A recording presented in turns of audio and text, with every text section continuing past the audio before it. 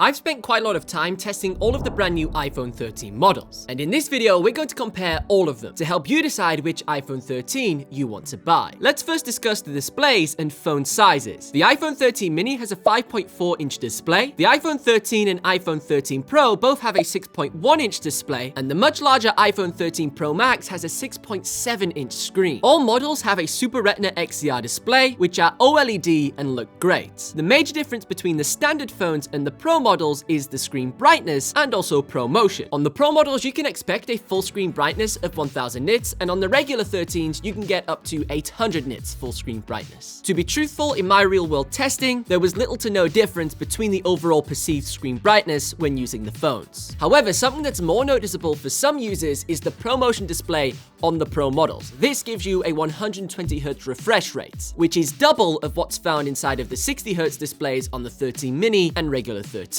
For people who love to play video games on the mobile phones, you will see the greatest benefit from this feature. But I personally feel on these smaller devices and smaller displays, the types of tasks you're doing, like sending a text message, really doesn't need the 120Hz refresh rates. Personally, a more impressive feature found on the Pro models is the LIDAR scanner. This is some very cool AR technology that allows you to place virtual objects into a physical environment, and there's a lot of very interesting games and apps that really do take advantage of this. Additionally, if you love to take photographs in dark environments, the LIDAR scanner has an enhanced night mode for photography, which gives you much better results than that of the standard iPhone 13s. The regular iPhone 13 and 13 mini come with an A15 Bionic, but only have a 4-core GPU, whereas the Pro models have an A15 Bionic with a 5-core GPU. You would hope that developers will begin to leverage this one extra GPU core within their apps, especially for mobile games.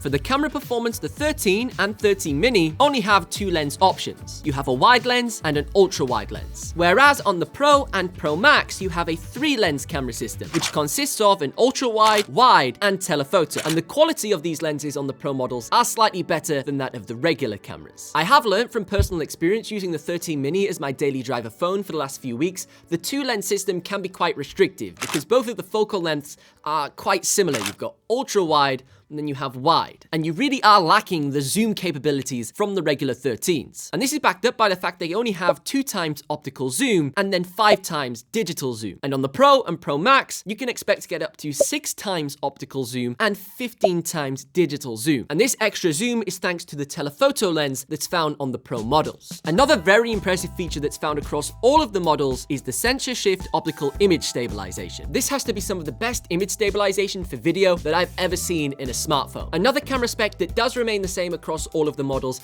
is the selfie-facing camera, and this is a 12-megapixel f2.2 and is a huge step up from something like the iPhone 10. When it comes to the video recording capabilities, regardless of which model you choose, you have a lot of options. All phones support the brand new cinematic mode for recording videos with a shallow depth of field, and this feature is restricted at 1080p 30 frames per second. Additionally, all models can record at 4K 60 frames per second, and a feature that is exclusive to the Pro models only is ProRes video, which lets you record up to 4K at 30 frames per second. But a major caveat that you do need to be aware of, if you buy the base model 13 Pro or 13 Pro Max with 128GB of storage, you can only record ProRes video at 1080p. And in order to unlock the 4K recording capabilities, you have to buy a minimum of 256GB of storage. In terms of the battery life performance, regardless of which model you buy, I personally think they're all very impressive. Considering the size of the iPhone 13 mini, you can expect to get up to 17 hours of video playback, which is exactly the same as last year's regular-sized iPhone 12, and everyone was very happy with the battery life of that phone. For the regular iPhone 13, you can expect to get up to 19 hours of video playback. For the 13 Pro, you can get a massive 22 hours of video playback. And finally, for the iPhone 13 Pro Max, you can expect to get a massive